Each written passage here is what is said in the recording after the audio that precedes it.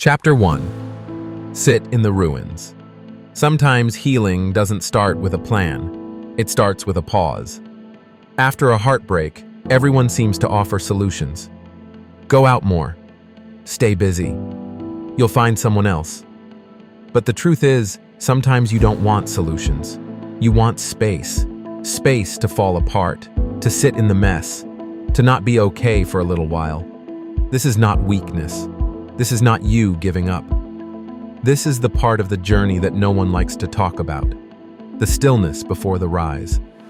Maybe you find yourself staring at the same text thread for the 10th time, trying to understand what went wrong. Maybe the silence is so loud it's deafening.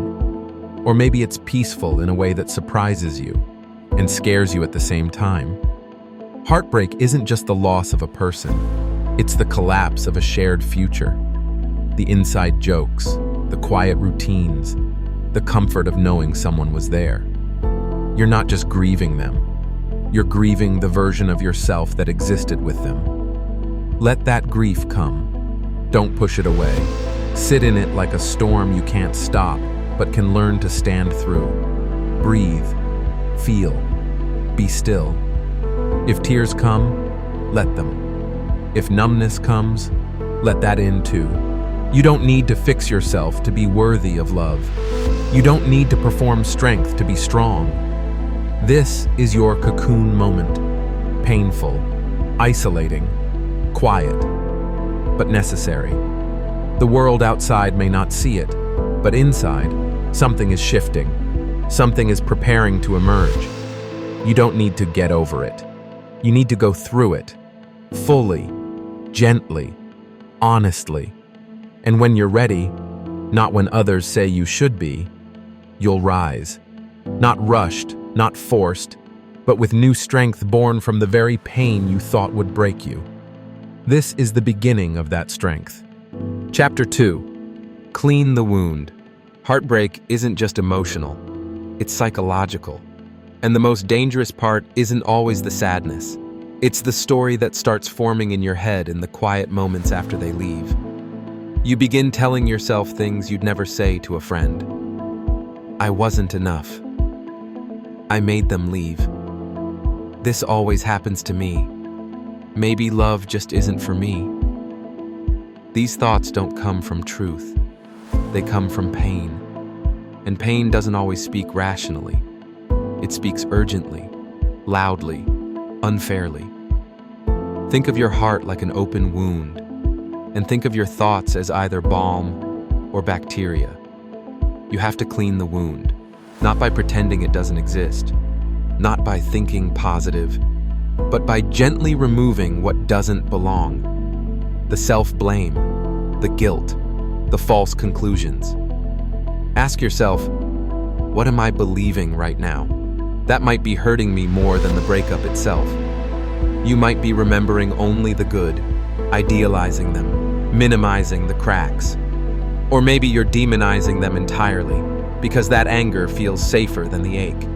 Either way, the truth is somewhere in between. Sometimes we stay longer than we should. Sometimes we try harder than they ever did. Sometimes we ignore our own needs just to keep someone else comfortable. But those aren't reasons to hate yourself.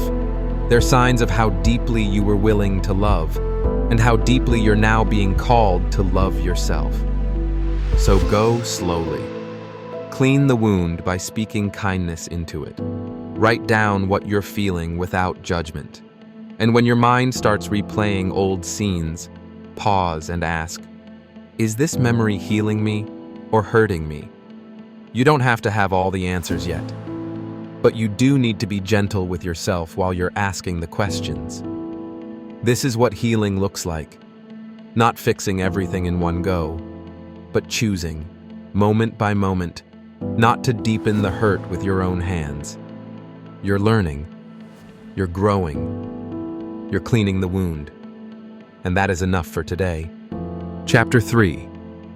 Rewrite the story. When you lose someone, it's not just them you're grieving. It's the narrative you had built with them. You told yourself this would last. You imagined a future. You made choices based on that shared storyline. And when they leave, it feels like the story breaks. Like the book ends mid-sentence. Like everything you believed was a lie. But what if it wasn't? What if the chapter with them, even though it's closed, still matters? What if love that ends isn't love wasted? This is your time to take back the pen, to rewrite the meaning of this loss, not with bitterness, but with truth. Not every story ends in forever. Some end in learning, in awakening. Some love stories are meant to break you open, not to hurt you, but to show you what still needs healing inside. Maybe they came into your life to reflect something back at you, to show you what you were settling for, to remind you of the boundaries you hadn't built, to awaken a version of you that had been quiet for too long. You are not a victim of love. You are a student of it. And in this chapter, the one you're in now, you are being invited to redefine love, not just as something you give to others, but something you build within. What kind of love are you worthy of? What kind of relationship will you no longer accept? What will you do differently next time? Not from fear, but from clarity. Rewrite the story, not into a fairy tale, not into revenge, but into truth. You're not the abandoned, you're the awakened. They were a chapter. You are the author, and your story is still unfolding, page by page, stronger with every word. Chapter 4. Tend to the small things. Healing doesn't always feel like a breakthrough. Sometimes it looks like brushing your teeth even when you've cried all night, or finally washing that mug that's been sitting on your nightstand for days. After heartbreak, the world feels heavy. The bed feels like quicksand. Time moves differently, either too fast or not at all, and the idea of doing self-care feels like a cruel joke. You don't want yoga, you want answers. But here's the truth, no one tells you. Your comeback doesn't begin with some grand gesture. It begins with one tiny act of care. Tend to the small things. Make your bed. Not because you feel like it, but because you're choosing to show up for yourself. Drink a full glass of water. Take a walk, even if it's just around the block. Play a song that reminds you of who you were before the relationship. These little things, they're not just tasks. They're reminders. Reminders that you still have power, even when you feel powerless. Every time you get up, even when it hurts. Every time you make space for laughter again, even if it's brief. Every time you choose to engage with life in the smallest way possible, you're saying, I may be broken, but I'm not done. Keep a small promise to yourself every day. Nothing big, just one thing. That's how you rebuild trust, not just in others, but in you. You don't have to leap, just move an inch, and then another. And before you know it, the light starts peeking back through the cracks.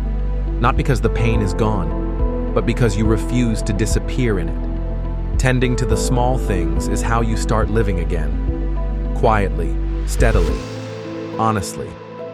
This is healing, not as a destination, but as a daily devotion to your own life. Chapter 5. Love. Something new. Love isn't just reserved for people. You can fall in love with mornings again, with silence, with how your body stretches when it wakes up. You can fall in love with a project, a pet, a path you didn't notice before. After heartbreak, we often think the only way to feel full again is to replace what we lost. But you don't need a new person to feel alive. You need new wonder. So start small. Go to a bookstore and pick a book based on its cover. Take a different route home. Try cooking something you've never made. Buy flowers, not to impress anyone, but because your space deserves beauty, even now. Fall in love with your own company. Sit with yourself long enough to notice who you are outside of their orbit. What do you like? What did you compromise on just to keep the peace? There is joy in rediscovery, and the more you explore, the more you'll see. You are more than who they knew, more than who you were in that relationship. You're not filling a hole, you're expanding a garden. Let new things root in you. Let new passions surprise you. Let curiosity lead. This is your renaissance.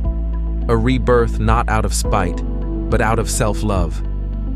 Out of a quiet decision that your life is worth loving, even without a partner in it.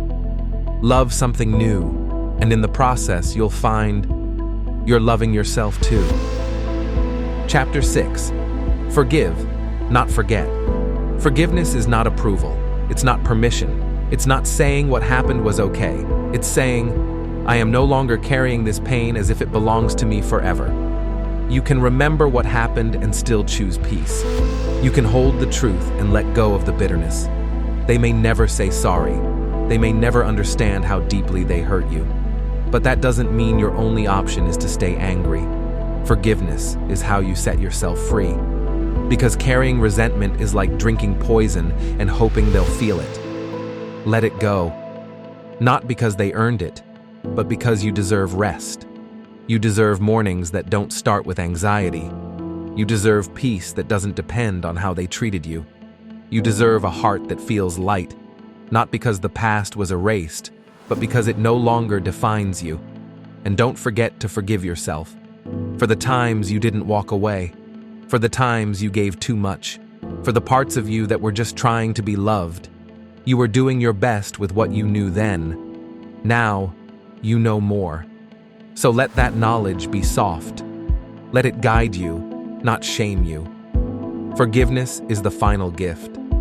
Not to them, but to you. It's the moment you take your life back, one breath at a time. Chapter 7. Healing is not linear.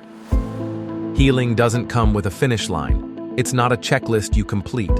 It's not a destination you arrive at with a banner that says, "You made it." It's a quiet, winding road with detours, rest stops, and days when you're not sure you've moved at all. And that's okay. Some days you'll wake up and feel almost whole again. You'll stretch without the weight in your chest. You'll sip your coffee and actually taste it. You'll laugh, not because you're trying to, but because it just happens. And then, out of nowhere, a memory slips in. A photo you forgot you saved. A voice in your head that sounds like theirs. A moment that feels too familiar. And suddenly, you're back in the ache. But let me say this clearly. That is not failure. That is not regression. That is not weakness. That is healing. Real healing is not linear. It's not predictable. It doesn't play fair. It doesn't ask if you're ready. Some days you'll feel like you're making leaps. Other days you'll be proud you just got out of bed. Both are progress. Grief isn't something you overcome. It's something you learn to live with. It's the invisible scar that says, I loved deeply. I lost something real, and I survived. And yes, survival is part of healing. But you're not meant to stay in survival mode forever. Eventually, healing calls you to start living again, not just existing. And that shift happens slowly. It begins the first time you choose silence over replaying old conversations. It shows up when you stop stalking their feed, when you remove their number, not out of anger, but because you've stopped hoping they'll call, when you start dreaming new dreams that don't include them. It happens in moments so small, you almost miss them. Like the first night you don't cry, the first meal that doesn't taste like loss, the first conversation where you don't bring up their name, and later, when you notice your laugh isn't just louder, it's yours again, unapologetic, whole, alive. That's healing. It's the realization that your life didn't end when they walked away. It just changed directions, and change is hard, especially when it's unwanted. But some changes, even painful ones, reroute us to better places. It might not feel better yet. That's okay. Don't rush the timeline. You don't need to be over it. You just need to keep showing up for you. And while we're here, let's talk about the guilt. Because healing doesn't just bring sadness.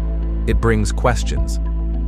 Why didn't I see it coming? Why did I stay so long? Why wasn't I enough? Let me answer those for you. You didn't fail. You loved. You trusted. You hoped. You gave what you had. And that's never something to regret. That's something to honor. You showed up with your whole heart, even when it was risky, even when it wasn't returned. That's not weakness. That's courage. You were never too much. They just weren't enough to hold what you brought. So please, stop punishing yourself for the love you gave. You were supposed to grow from it, not shrink. And maybe they left, or maybe you walked away. Either way, it hurt. And either way, you deserve healing. No matter how it ended, pain is pain. And you're allowed to grieve what could have been, even if it wasn't healthy, even if it wasn't right. Sometimes, we mourn the idea more than the reality. The version we created in our head, the future we imagined, the softness we wanted so badly to last. And that's normal. Grief is not just for death, it's for endings, goodbyes, lost versions of ourselves. And healing asks us to face all of it, to sit with the discomfort, to look honestly at our wounds, to let the pain rise, not to drown us, but to leave us. You can't release what you won't acknowledge. So cry if you need to. Shout, write, walk, pray, breathe. Do whatever it takes to move the pain through you, not around you. Because healing doesn't come by pretending you're fine. It comes by letting yourself not be. You don't have to be strong all the time. You don't have to wear a smile when your heart is sore. You're allowed to be messy and miraculous in the same breath. And while we're here, let me remind you of something important. You are still lovable. Even if they couldn't see it. Even if they left. Even if you've changed. You are still worthy. Still radiant. Still becoming. Don't let their absence convince you that you are hard to love. Their inability to stay says more about their limits than your value.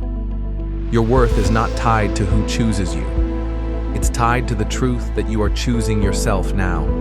And choosing yourself, that's the bravest thing you'll ever do. It means honoring your needs, setting boundaries, learning to be alone without being lonely. It means being your own home before you invite anyone else in again. And one day, maybe not today, love will come again. Not to fix you, not to fill a gap, but to meet you in your wholeness. You didn't fail at love. You showed up. You felt deeply. You dared to open your heart. And now, you're learning to rise from the ruin. Not as the same person, but as someone stronger, softer, braver. Your heartbreak is not the end of you. It's the beginning of something more honest, more grounded, more you. So keep going. Your comeback has already begun.